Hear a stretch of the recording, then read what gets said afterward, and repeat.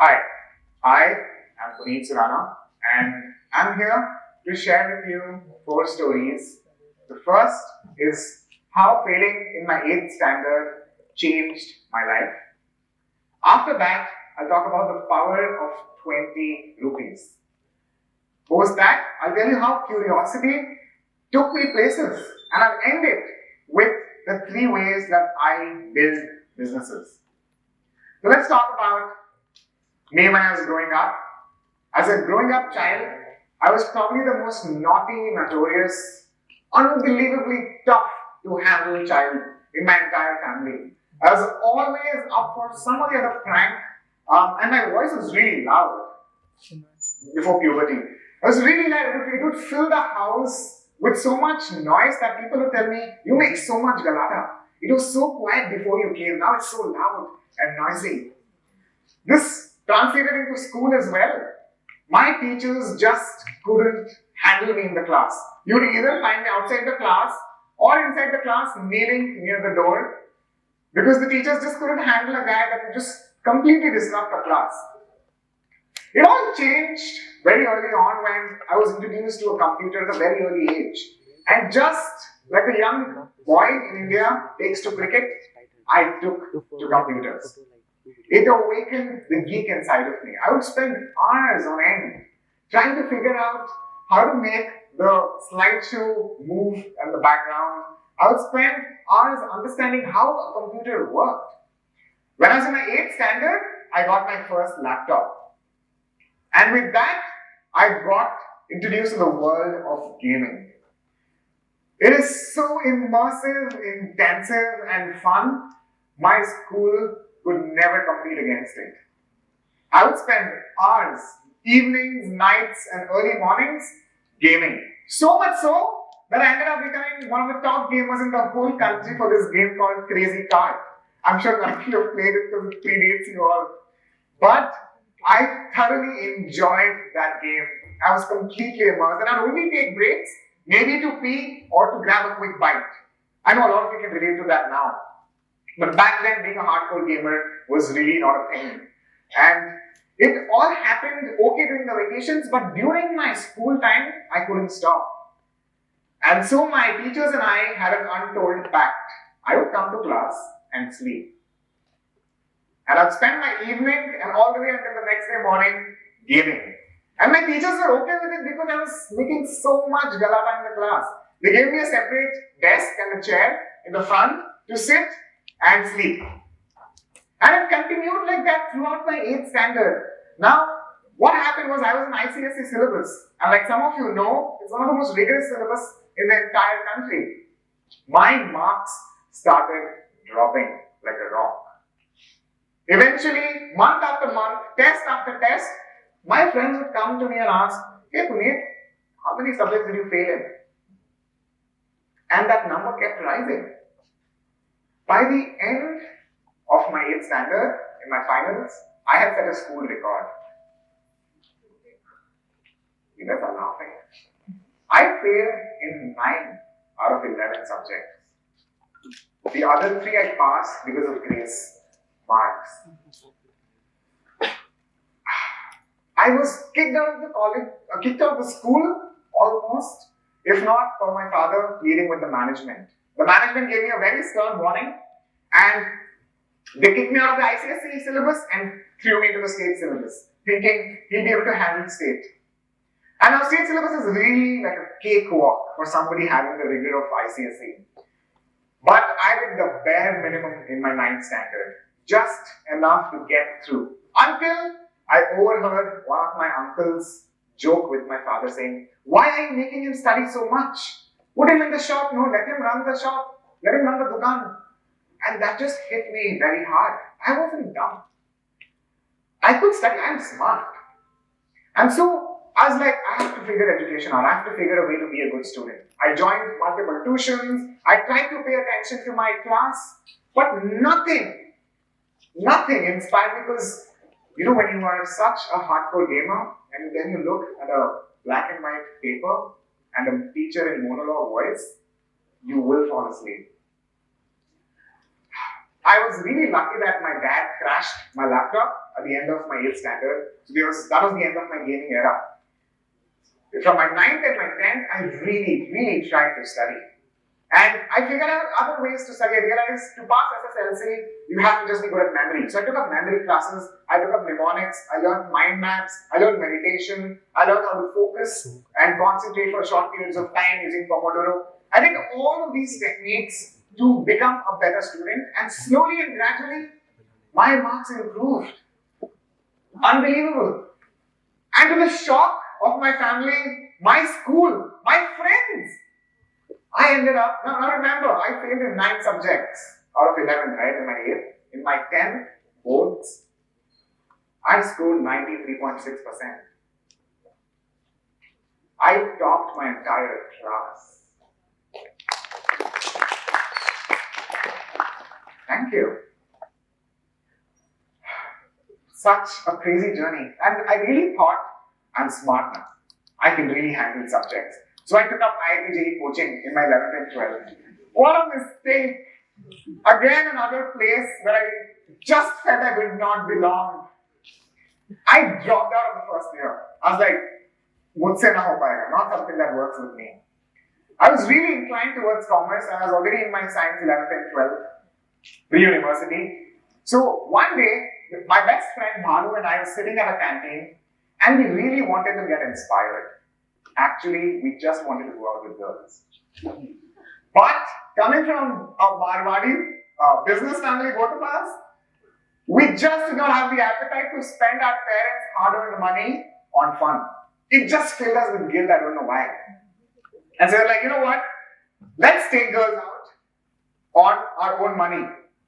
And so we tried to figure out how much we had between us. Turns out, 20 rupees.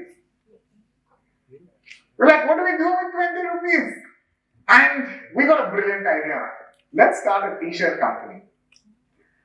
We'll sell it to our college students, we'll sell it to others, we'll try and create something around it.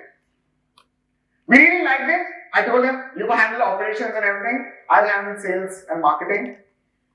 We failed 9 times before we made our first department. Crazy. We would try to make teams in the college, it would come apart, we would try to get orders, but we had no money. They were not willing to give advance to 17-year-olds. That fell apart.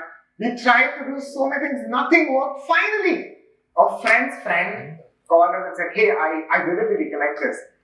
I want a black pullover with a print on it. Can you do it? I was like, yes.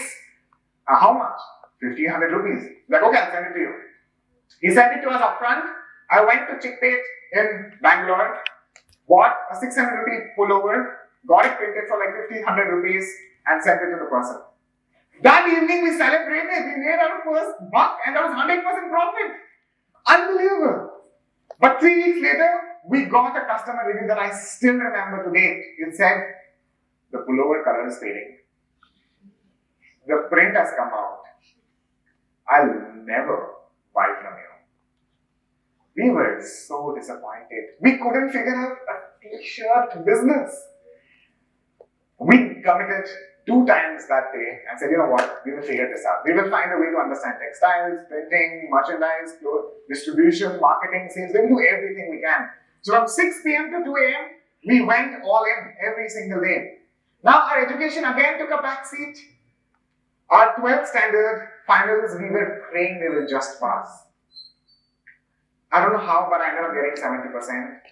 And Bhanu, my co-founder, he failed. So it was a big blow to us. We realized next time, once we cross this, we will balance education and business somehow. And that's exactly what we did. We went our separate ways for education, but we continued running Swaggers, the clothing company.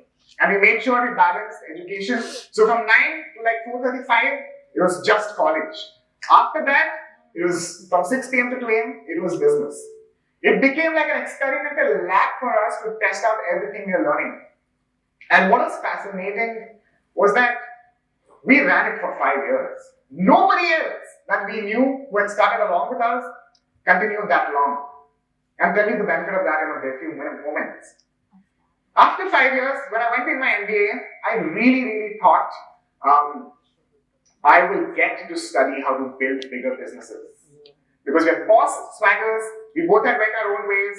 Bhanu wanted to do UPSC, went to Delhi. I was in Bangalore and I wanted to learn how to build big businesses, and it was a disappointment. The only class that I felt I really belonged to was happening on Friday evenings after college, where it was called Interaction with CXOs, where you get real CXOs coming in and you get to ask them questions. I loved it. I looked forward to that one section of the entire week in my entire first year of MBA. In the second year of MBA, I don't know why they discontinued it. And I really missed it. So I thought maybe I'll do multiple internships. I did like 6 internships, 5, 1 month each, 1 for 6 months.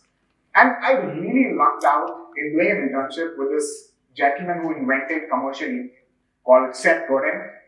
He was building his podcast, and I learned how to build a podcast through him. And it just clicked for me. Hey, why can't I have my own interaction with CXOs? I had built a huge network of business owners by selling them t-shirts, hoodies, and everything. I was like, hey, I can go and interview them and learn how to build a business in India. Because in my MBA, I was learning how to build businesses like US. And I had enough experience to realize that won't work here. So I started the Galata Podcast. And I interviewed over 30 people by the end of my second year of MBA. And to my surprise, my other friends who were toppers in the batch, they were sitting for 2 to 3 placement interviews and they were still not able to crack. And I was here with 7 job offers directly from co-founders or CEOs. And I would tell them, listen, I have 2 backlogs left. They're like, it's okay. You come join us. We like how you're initiating things. We like that you have started all of this. And I was like, wow. And I said no to all of them. And one person just persisted. He said, you know what? I like your energy. I like your vibe. What do you call it? Riz? Yeah, I had the Riz. He said, you know what? Offer me an amount. I'll give it to you as a sponsorship. I told him a random amount. He said yes. And Galata started making money. And I did not have to sit through placements. How I build businesses has been crystallized into 3 steps. This was a summary of my first TEDx talk as well. You start small. You build. You stay focused and you build steadily. I started small with Swaggers, just 20 rupees, with my best friend as a partner. And we would go to companies, to corporates, to colleges. We even got RCB, Royal Challenge Bangalore, A-list celebrities, all of them to work with us, giving us advance up front and selling it to them. We had no website, we had no store, we just had a visiting card and we still managed to do it. We started small. We stayed focused for 5 years. In our 4th year of business, in the middle of my and his undergraduate studies, we won a contest across the country and we got awarded by Hrithik Roshan for being one of the youngest entrepreneurs in the country. Until then, my dad would always ask me, how is your puliogre business doing? He would call it puliogre. And I'm like, Papa, it is pullover, not puliogre. 4 years into that. And I'm telling you, after that award, people started respecting us. My dad started saying, okay, he's doing something. But it took us 4 years to get there. We built it steadily, one day at a time, trying to figure out all the problems we could. That is how we build Swaggers. Even if you look at Galata, I started Galata with a 6,500 rupee mic that I borrowed from my dad, 550 rupee stand, and a 20 rupee dead cat that he put on the mic, all bought from SP Road in Bangalore. And I started interviewing people. My first guest was my best friend's sister. My second guest was my sister. My third guest was a chief guest on an event like this that I could pull in. That's how I started. Today, after 75 episodes, we have unicorn founders, Forbes 40 under 40, Padma Shri awardees, Padma Bhushan awardees, billionaires on the show. But that is how it started. I have stayed focused on Galata for the last 5 years, making sure I study everything about the person, whether it's video, audio, text.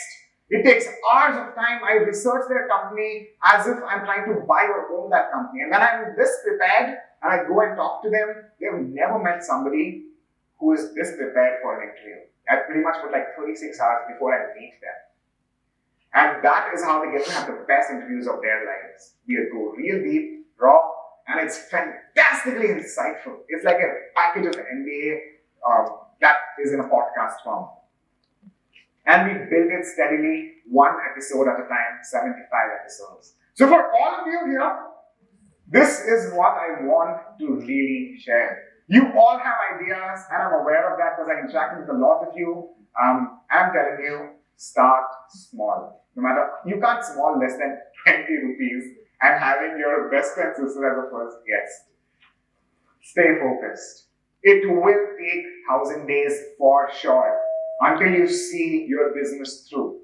So whatever you pick as an idea, stick with it for 1,000 days.